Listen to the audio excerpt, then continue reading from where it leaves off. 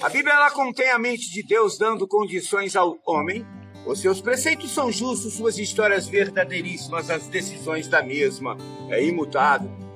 Lendo ela lentamente, a oração, você se torna santo. Quem pratica o que ela ensina é sábio. Por quê? Ela contém luz para dirigir, o cajado do peregrino, bússola do piloto, espada do soldado, remo do navegante, é o guia do cristão. Por ela o paraíso é restaurado, as portas dos céus são abertas, a do inferno é descoberta, porém o maior tema da Bíblia é Jesus. Jesus ele morreu em uma cruz contendo 2 madeiros. Por nome o madeiro maior da cruz chama-se patíbulo, a menor que corta chama-se haste transcendental, ou a própria haste que transcende. A Bíblia é composta de 66 livros. São 39 livros no Velho Testamento, é 27 no Novo, 39 com 27 é 66, conforme eu falei. O primeiro livro é Gênesis, conhecido como Alfa, o princípio, e o último, Apocalipse, o ômega, fim. O primeiro é Gênesis, o segundo é esse.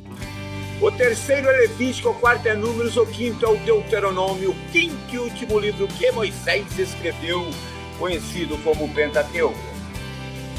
E dentro desses 66 livros do qual eu me referi, que compõem as Escrituras Sagradas, vocês vão encontrar 1.119 capítulos e 31.173 versículos contém a Bíblia. O maior versículo no livro de Esther, tendo o capítulo como 8, versos como 9. O menor versículo no Novo Testamento é lá no livro de João. O capítulo é o 11, o verso é 35, o título do tema é Ressurreição de Lázaro. E o versículo é Jesus chorou. As 2 primeiras letras do primeiro livro da Bíblia, que é o livro de Gênesis, conhecido como Alfa, o princípio, é o N e o O, que diz assim, ó. No princípio criou Deus os céus e a terra. A terra ela era sem forma e vazia. Havia trevas sobre a face do abismo e o Espírito de Deus se movia sobre a face das águas. A Bíblia se refere a muitos profetas. O profeta mais citado da Bíblia é o profeta Elias. A última vez que a Bíblia se refere sobre o profeta Elias no Velho Testamento se encontra no último livro do Velho Testamento, que é Malaquias, no último capítulo, que é o 4, no penúltimo versículo, que é o 5, dizendo assim, ó. Eis que eu vos envio o profeta Elias, antes que venha o dia terrível e tremendo do Senhor. O último versículo é o 6, ele conclui dizendo assim, ó. Onde os pais converterão os corações aos filhos, e os filhos converterão os corações aos seus pais, para que eu, o Senhor teu Deus, não venha e fira esta terra com toda a minha ira. A Bíblia também se refere a um homem por nome Enoque. Enoque foi o único homem que andou lado a lado com Deus, porém não via a face de Deus. Deus tinha um amor ímpar para com Enoque. Deus chega em Enoque e fala, Enoque, sai por este mundo afora falando do amor do teu Deus. Simplesmente, gente, Enoque andou falando de Deus 365 anos. Enoque andou falando de Deus. E Enoque é o único ser que não passou pelo processo morrer. Ele foi levado vivo pelo próprio Deus lá para o céu. Essa transposição chama-se translatado pelo próprio Deus.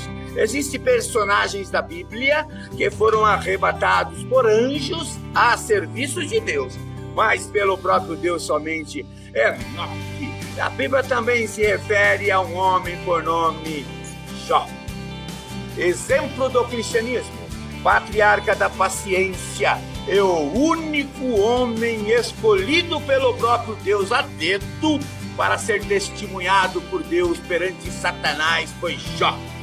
Jó, ele nasceu numa terra por nome Uz, e no livro de Jó, por 31 vezes, vocês vão encontrar a palavra Todo-Poderoso.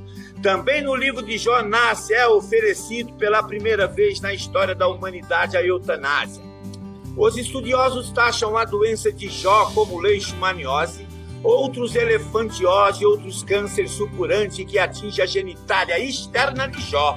Porém, a Bíblia diz que é a lepra, ao ponto de Jó se coçar com um caco de telha.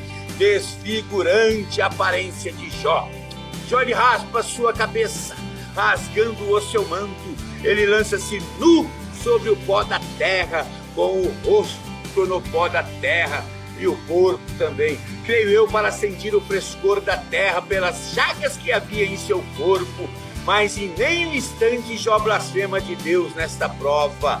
Jó não blasfema de Deus, ele amaldiçoa o dia do seu natalício, o dia do seu nascimento, mas blasfemar perante Deus, contra Deus, jamais Jó fez isso. E Jó está ali naquela situação, na terra nu, e mesmo assim, dizendo: bendito seja Deus, adorando o Todo-Poderoso.